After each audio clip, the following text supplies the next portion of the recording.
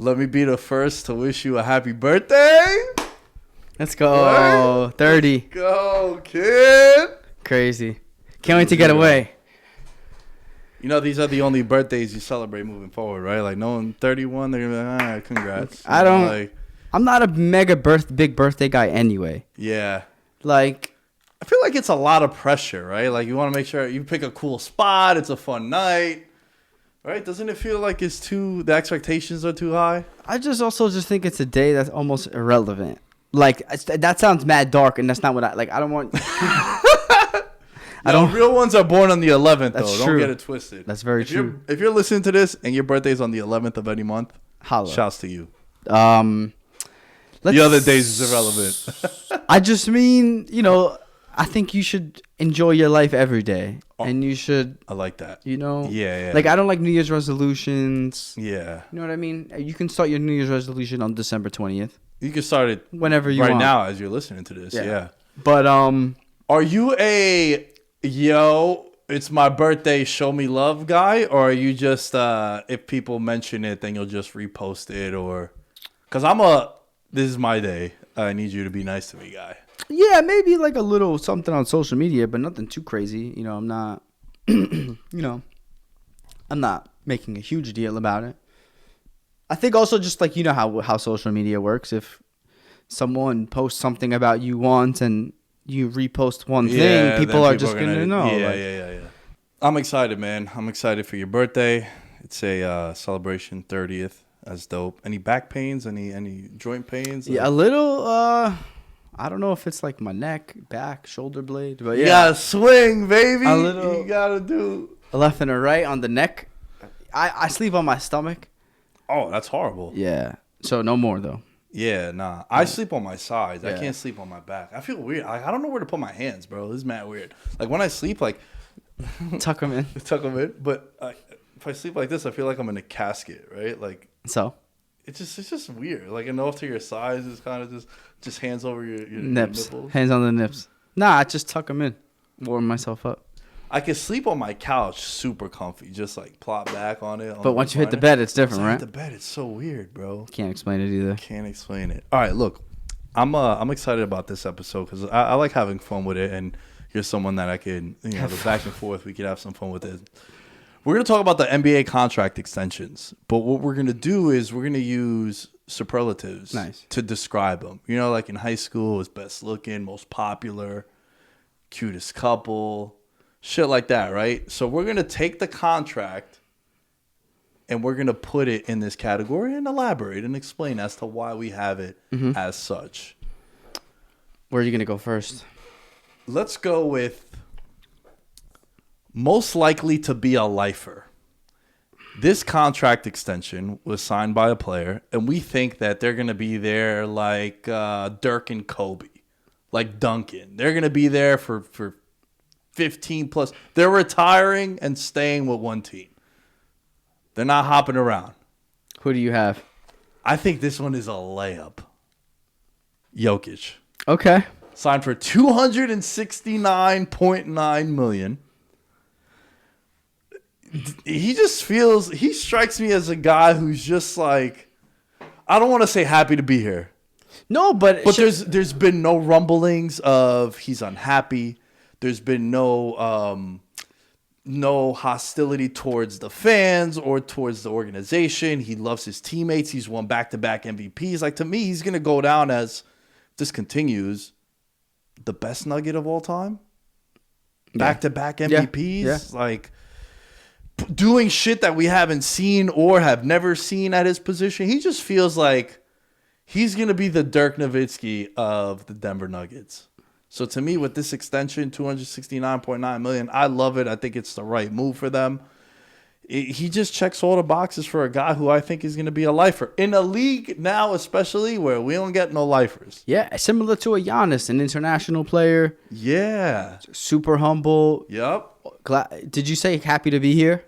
I didn't want to say happy to be here because I feel like sometimes when you say someone's happy to be here, it's like they're complacent and just like okay, like, oh shucks, whatever happens, happens. Like, he wants to win, so I don't want to paint that narrative of him. I think there's an element of him being drafted late and them taking, I don't want to say taking a chance on him, but there's the element of like, they found me, they took the chance on me. You know what I mean? Where, and similar to Giannis, where he was higher up in the draft, but he was playing in like the second division of Greece, right? Yeah. So I think there's the element of like, maybe it's subconscious, right? But it's like, they took a chance on me, a guy who didn't play, the guy that played overseas. And, relatively speaking, Denver has done a good job, I think, of building that team, right? So, I mean, the Porter contracts, maybe another conversation. But generally speaking, Denver has been a well-run organization. So, why complain too?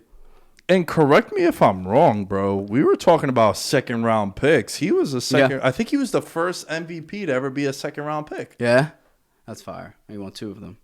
Yeah. So yeah, for me, he's a lifer. Who would you say is a lifer? Do you agree with it? I agree. Mine is Ja though. Ja? I mean, he's already saying, "Come to the M." We don't run away from the smoke down here. Like, he's fully embracing that Memphis grit and grind. That is who he is, kind of. Like, he's a small guy. Went to Murray State. Yeah, I not think a lot of offers. Yeah, yo. He kind of embodies that franchise. And by the way, he run like, he has the keys. So I like that's that. I think that is, other than, because I agree. I think that's a great answer as well. Nah, the Ja, that's an interesting one. I would say Jokic more so, though. Of course, I'm not, And not because I picked him, but I like Ja for this too, because he does seem like a guy who's he likes it in Memphis, like loves it in Memphis, like a Dame in a sense where he's like, where he's gone out publicly. He said multiple times, I want to win Win- here as win opposed here. to going chase one. Yeah. Yeah, for sure. All right, this one is called Class Clown. And the way we're going to interpret this one is however you want to interpret it. But I'm looking at it from like a contract that's not going to age the best. A contract that's going to be hilarious down the line. A contract that you're going to be like, damn, this guy got paid that much. Is it bad if I mention Zion for this one? No, I don't. Main reason why is because of the injury concern. Mm-hmm. But Because there's a way that it could go south, and then it's like, oh, that's a hefty price, which you had to pay. Like, if you're the Pelicans, you had to have paid him. Mm-hmm. You knew he was going to sign it, right? This is the first mega contract that he's going to get. Now he's set for 3 lifetimes. But there is a scenario where you could look back in this and be like, yo, this is one of the worst contracts in the league. If he's in and out the lineups with the injury concerns. But if he's healthy, you're looking at this like, this guy is an all-NBA MVP kind of player. yeah. The thing is, though, you had to give him that contract, because even if you trade him, you can't let, like, there's actually no option to not sign him. Like, that didn't exist, because if you're gonna trade him, you have to sign him to then trade him anyway. Like, are you literally just gonna let him walk without getting anything back for him? Nah, you'd be foolish. So it, like, I hear what you're saying, and maybe, like, this is actually directed towards the team that will trade for him. Like, because not only are you trading for that contract, you're also giving things up, and you're getting that bad contract, bad air quotes. But I think it was you just had to do it. That's fair. I think that's the right answer. What do you got for Class Clown? Zach LaVine. Ooh. Damn, why? You're not a Zach LaVine guy? 5 years, 215. Again, I think you had to do it just because you pushed all your chips onto the table with the Vooch move, with the DeRozan, with all of these moves you made last year. It's almost, foolish for you to not have done it. So again, you had to do it. Chicago had the ability to give him $56 million more than any other team could have offered him this summer. A couple injuries, the knee. He's built off explosiveness. I mean, he's become a much better shooter too, but I do think that explosiveness is part of his game, and I just wonder how that'll age. And I mean, he's a great player, but I don't know. Sorry if I think 5-year 215 is a lot. Yeah. Yeah, could it be that the fit is a little weird in Chicago? With DeRozan too? Like, I know they played well, but there's a part of me that feels like it should be one or the other. Is that a wrong assessment? Do you... Nah, I think they can play off of each other-ish. The key is to have everyone healthy, though. You need Caruso, you need Lonzo, you need you need Levine healthy, you need you need all of those guys healthy. Earlier in the season, they were pretty impressive. Remember? And then a couple guys got hurt. You know, I think that's the one though, or one of them that you can call out. Okay. What you got next? Let's go with most likely to want to leave their team. Bradley Beal. He's in the worst situation of all these guys too, right? It's not gonna age well. Ooh. It's like $50 million a year, and I'm not even one of these guys to like count people's pockets. Like I hate doing that, you know. Like I'm not. But he's won 3 playoff games in 5 years. In the last 5 years, 3 playoff games in the last 5 years. And he has a true no trade clause, which I think... You know what's going to happen to Bradley Beal? I hate to cut you off. No, it's all good. Remember when Mike Conley in like 2015 was the most expensive? You're like, what the fuck? Mike Conley? Like, I like Mike Conley. I liked him with Memphis and the grit and grind, and he was a great defender and shit. Like, he was the best player to never make an all-star game. Remember that was going around too. But then you're like, damn, son, Mike Conley making that much money. That's what's going to happen with Bradley Beal. Where you're going to be looking at the contracts, you'd be like, yo, Bradley Beal's making what? What the hell? It's with all of the designated extensions and super maxes, and they're helping these teams keep the stars, but it doesn't make any financial sense for any of the players to not stay, sign the deal, and then ask for the trade. Any other team, the only thing that another team could have offered him was $185, and they offered him $5,250. It's just like, it's just too much money to leave on the table. Like almost $70 million guaranteed. It's like, it just doesn't make sense. You know what I mean? And so, but I think again, the worst part is the no trade clause, because his contract is so big that it's going to be hard to trade it. And now add on the element of the no trade. I don't want to go there. Yeah. That's going to make it difficult. He's the only player in the NBA to have a no trade clause. And it's going to happen if they don't start winning, right?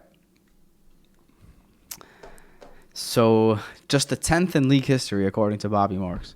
The 10th no trade clause in history. I think Russell Wilson had a no trade clause. Russell Wilson? Yeah, in the NFL. Oh. Yeah.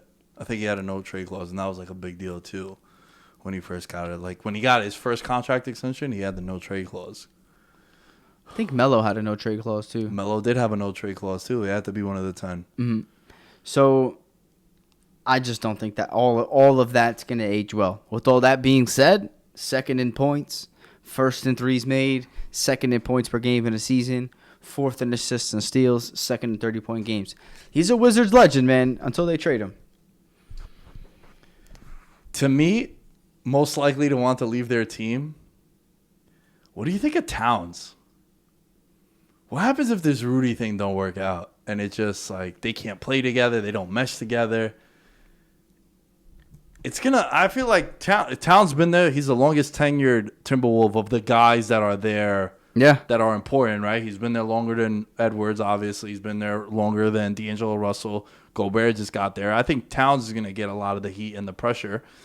And if things don't work out and he just got paid, I could see him being a guy who would want to leave their team. Because there's always been those rumblings, too, of him potentially leaving. Yeah. And, there's the famous picture of him, Booker, and D'Angelo Russell together, right? It's like, oh, shit, we just got D'Angelo Russell now. They were boys.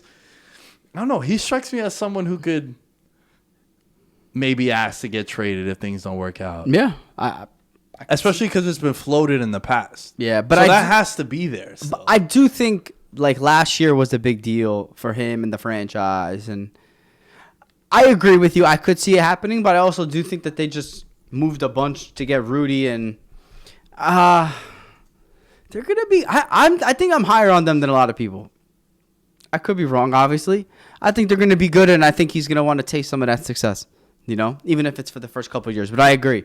Maybe, 2.5, 3 years from now, whatever it is. I agree. Do you have a superlative you want to mention? I got some more. I got some more funny ones. I just added one on the fly. What is it? I'd rather freestyle them. All right. Most likely to be catfished by the contract. Ooh, Lou Dort. Lou Dort got paid, bro. Like 5 years, 80-something million or something like that? Yeah. 90. 87. 5 for 87. I mean, he's cool on a bad team. He's just like, if you need James Harden, if you need someone to guard James Harden, that's your guy. Yeah. Defensive stopper. All NBA defense. I don't know. I don't. You know what it is? It's like he's on a bad team. Yeah. And they're not paying anyone other than SGA. What's so the it's, point? Yeah, someone got to make some money. So, yeah, good for him. But I got a good one for what? you. Anthony Simons. Yo, so he doubled his points, close to a little bit more than 17 per game, but also like a lot of that was because like there's no CJ Dame. got traded, Yeah, Dame was out, so like his usage went through the roof. That's why he was putting up these numbers. That could be one where you're like, fuck, 100 million for Simons. I think that Silver lining to him, he's 22. Yes. I think all of these moves are being run through Dame. Not run through Dame, run by Dame.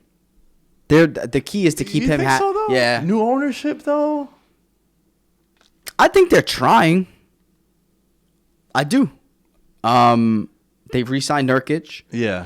But you don't think I'm thinking of it like this, right? If I buy a franchise, right, and I'm excited, I'm hyped, oh shit, I'm an owner, it's dope, and I start looking at payroll, and I'm looking at it, it's like, all right, damn, he's been All NBA, he's been he's finished top 5 in MVP voting, he's one of the 75 best players of all time, a little controversial.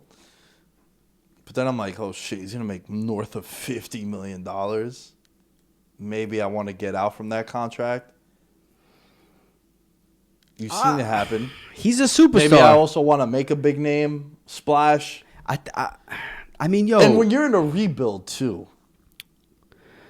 I think that superstars like him don't grow on trees. And I think You're in Portland, so you're not exactly going to get people to come play there. you're paying a little bit of the Portland tax in that. But also, I also think that there's a component of it like, we drafted him 24th overall.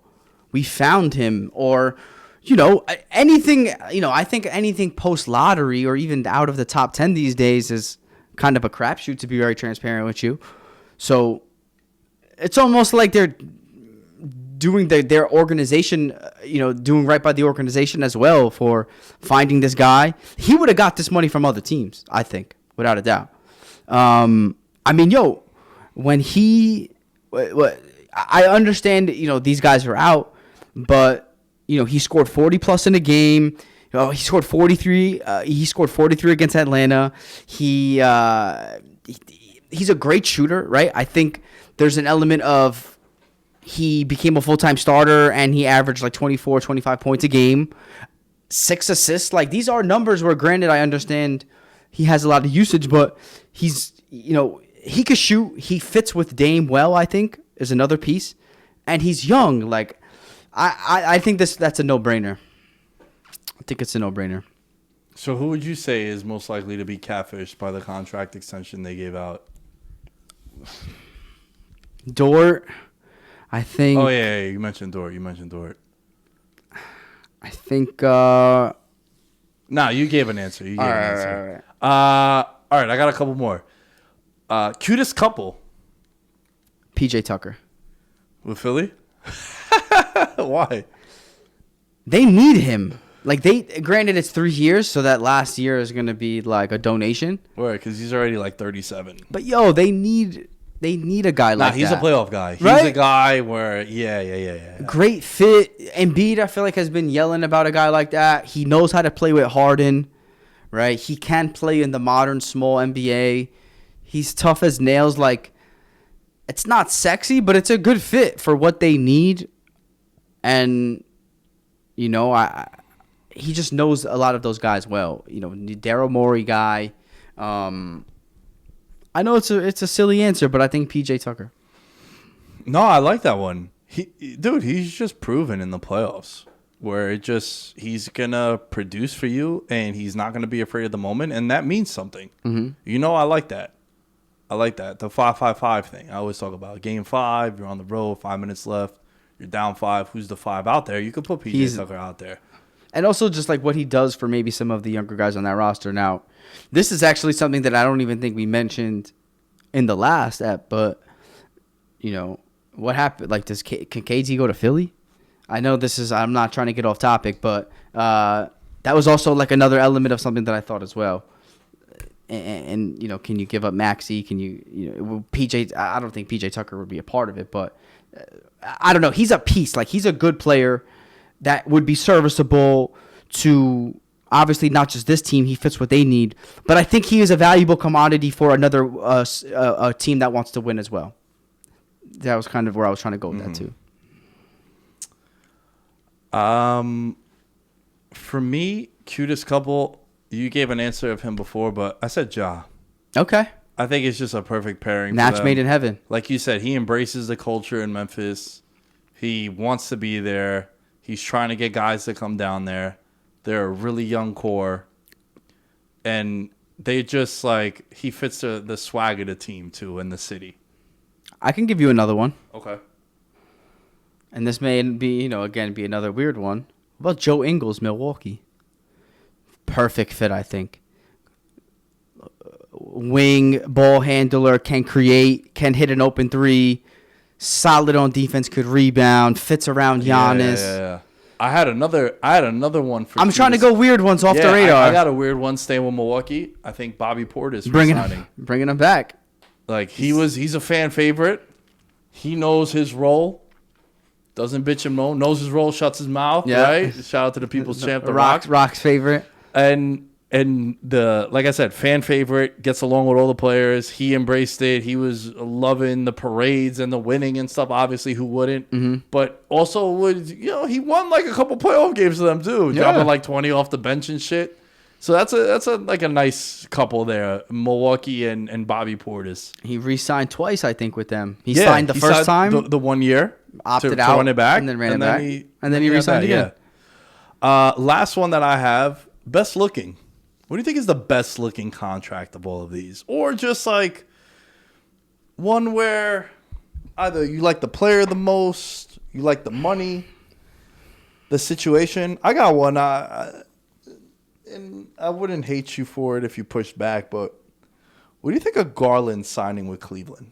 192. I think Cleveland is a place where last year they overachieved. Right, and then injuries hit them, and then I would still say last year was a success. Yeah, it definitely was a success. But Garland, made the All-Star game, which was big for them. They have a guy that the fan base can get behind. That he can be. Mobley's going to be a stud. Will be a stud. Mobley, yeah. You have Jared Allen locked in already. But like Garland, I think he's a guy that you could definitely build around. He could be the third best player on a championship team. Even though they're paying him now like the first, but it's because the other guys haven't gotten paid yet. But I think that the fact that, there's still the hangover from LeBron. Yeah. To get a guy to definitely not fill his shoes. I'm not saying that. But it's just a respectable player that's respected amongst his peers too and got paid. I think that's a nice one. Yeah. Good for Cleveland. I got like one more funny one. Or a weird one. Dante DiVincenzo, Golden State. I don't know. Call me crazy. I think he's going to fit in really well. It's going to be a perfect match. I'm sure a lot of the younger guys are going to get more burn next year. Your Moody's, your Kumingas are going to play more. But they brought him in for 2 years. I really think that they believe that there's some kind of upside there with him, or he can just really provide a need, which I definitely think he does. Well, now they lose Peyton too. Exactly. That's a big one. Secondary ball handler, can shoot, can create. And I just like the fit with Golden State. Yeah, I just Googled superlatives, and the first one that comes up, most likely to end up on a Jersey Shore reboot, DiVincenzo also. That's just because he's mad Italian. Can I rattle off a couple other good ones? Yeah. I think JaVale McGee, Dallas, 3 years, very good number. That's a great signing. Value guy. He's been on a bunch of winning teams. He's a good veteran in the locker room, and he's also like a very solid rotation big that can like start a game or two if you need it. Just like a good piece. And Dallas made some strides last year, and I just like that fit too. I like that piece. Good pick and roll with Luka. He can lob to the rim. Yeah.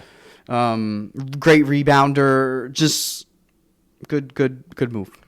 Most likely to marry for money. I got a good one for you. Ready? So this is someone that took the money and ran. Yeah. Marvin Bagley. Yo, let's go pound it. Come on, man. So I forgot who 3 for 37. Yeah, I forgot who I was listening to.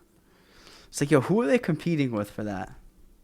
Like, who is gonna give him that contract? Dude, what about another one that you could put in here too? Mo Bamba. I think 2 for 21. I guess you could put them in the same boat then, right? Like young guys who may. But like, who are you bidding against? Like, that's just. I wouldn't be surprised if someone maybe had given him a 2-year deal. I think the Bagley thing, the 3 was the interesting piece. Now, I don't know what the third year looks like, so this could all just be nonsense where it's 2 years and then the third is a team option and this doesn't matter. But I agree. I agree. Who 2-year 20, though, I think he got some untapped. Like, you can't see a front office looking at Mo Bamba and being like, he's been hurt. He's been on a shitbag team. This guy can shoot. He can fucking protect the rim. He's mad athletic. Like, I can see someone maybe being like, hey, there's something here that these guys haven't unlocked. But Bagley's been on 2 different teams. He barely played, though, the first time around. I don't know. I'm with you, though. I could give you one of those. Took the money and ran. This is so disgusting. These are good. Best wingman. Who do you think is the best wingman of these contracts? Best wingman.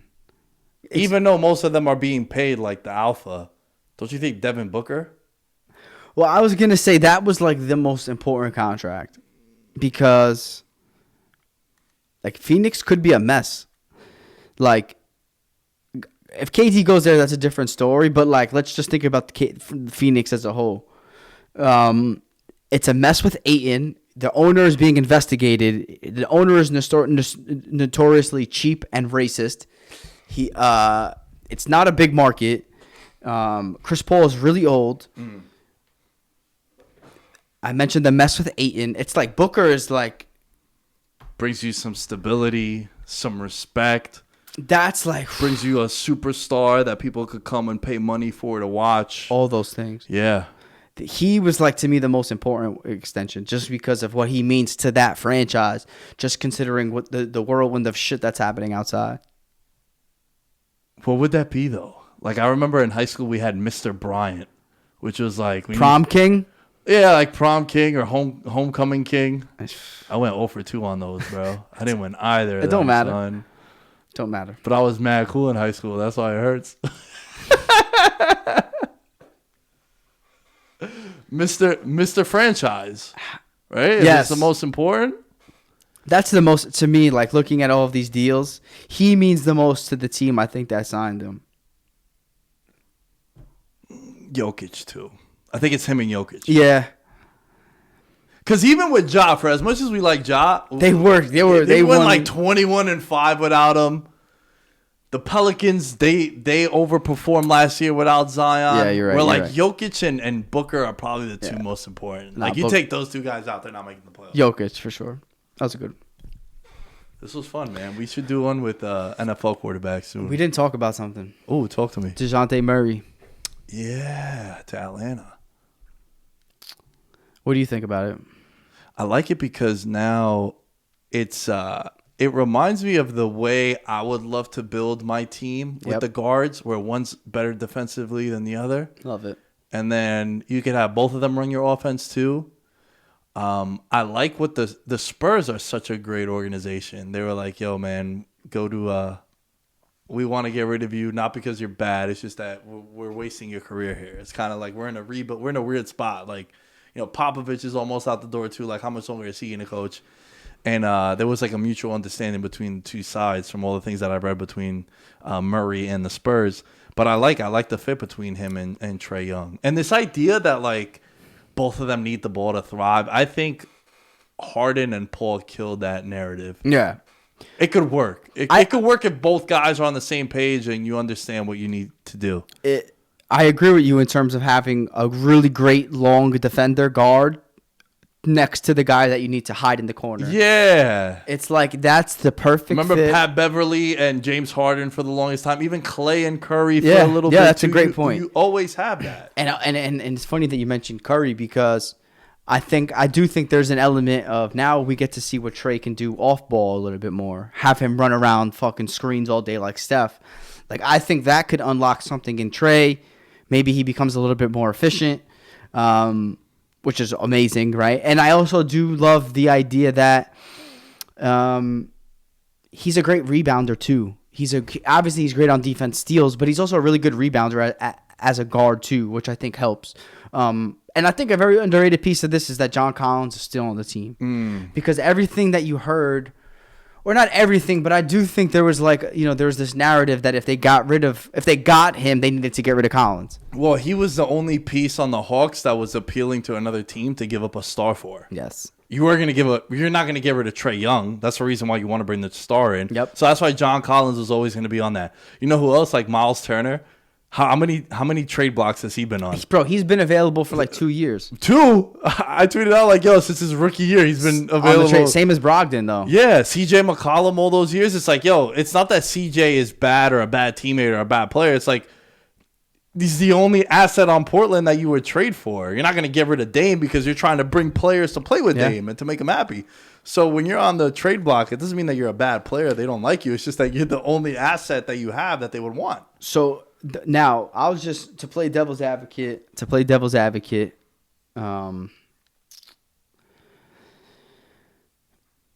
He has a very, very, very reasonable contract. It's like 2 years, $17 million. He can't sign.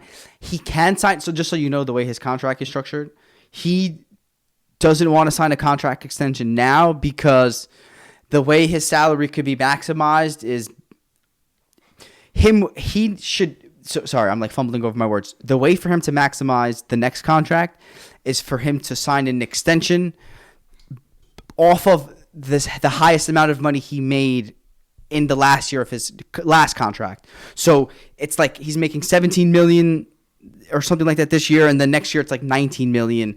Then it's like sign the extension because it's a multiplier of the 19 and not the 17. That there's like some CBA salary bullshit that I don't even really understand. But so essentially the point I'm trying to make is he and his team know we are locked in for the next 2 years at this extremely reasonable number. Who's that dude on ESPN that does the contract? Bobby Marks. Yeah, he's dope. He's good. Because he knows a lot of like bird rights and fucking. Well, that's one of the reasons why Bam can't get traded for KD is because there's some CBA contract bullshit where Bam can't go in a trade for KD because they already have Simmons. And there's like this specific level of contract. Oh. Yeah. So because the Nets have Simmons, they can't. The only way they could trade Bam is if Simmons is part of the trade package, for that exact reason. Yeah. Because the Nets already traded for Simmons, who's on their roster. So the salary cap stuff. Have you ever like really sat down to try to understand? It's not worth it. It makes no like sense. It's just not worth the time and effort. Because then it's also like the luxury tax, like all the big teams they pay. No, but I mean like the luxury tax is like easy to understand. You know, like if you go over the cap, your franchise has to pay, depending on how far over the tax you go, how far over the salary cap you go, you have to pay a specific tax on it. That stuff's not hard to understand. To me, it's this shit. It's like these specific contracts and all that. But just real quick, do you think San Antonio selling high? Like, do you think they're like, we got this guy, he's young, he's under contract for 2 years. Their MO is no, we don't tank, we don't tank, we don't do that. We've said it multiple times. Are they selling high on him? I would say they're selling low then, no? Nah, because they got like two unprotected. What'd they get for him? A lot. Unprotected picks. I think. But there's a guy who played in an All-Star game. Injury replacement, All-Star. Sure. I'm not trying to take anything away from him. I think it's a great fit, and I think, it's a great fit, and I'm sure it'll be, I'm sure it'll go over well. But I'm just saying, like, San Antonio is a great franchise, right? Like, we always just think like everything they do is the right thing to do. It's like if the Spurs draft a Euro guy, they're going to be good. But if the Knicks do it or the Wizards, you're like, yo, get that dude out of here. To me, it's almost just like, why are they doing this? It's 2023 first round pick, 2020 from Charlotte, 2025 first round pick, 2027 first round pick, 2026 pick swap.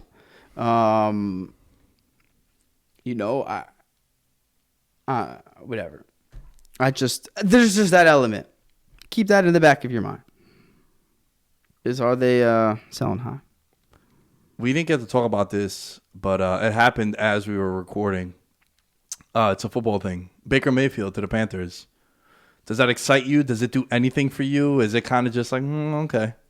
Nah, it excites me. I think he's better than Sam Darnold. How crazy is it that they play each other week 1, right? Browns play the Panthers week 1. Bro, how crazy is it that the quarterbacks that went 1 and 3 in the draft are going to compete for the starting job? I think I'm higher on Baker Mayfield just because I think the public perception and his value is so low. That's like, nah, he's better than you guys think he is. He may not be as good as we thought he was going to be. But he's better than what we think he is now. 100%. Their win total went from 5.5 to 6.5, him just getting there. So that tells you what they think of Baker on the Panthers as opposed to Baker not being on the Panthers. I can't believe that they're playing each other week 1. I'm definitely taking the Panthers at home as a 3-point underdog. Week 1 revenge. You know I'm a sucker Jacoby for revenge. Brissett against Baker Mayfield? Yeah. Dude, Are you kidding me? What happens with Sam Darnold? He just sits on the bench?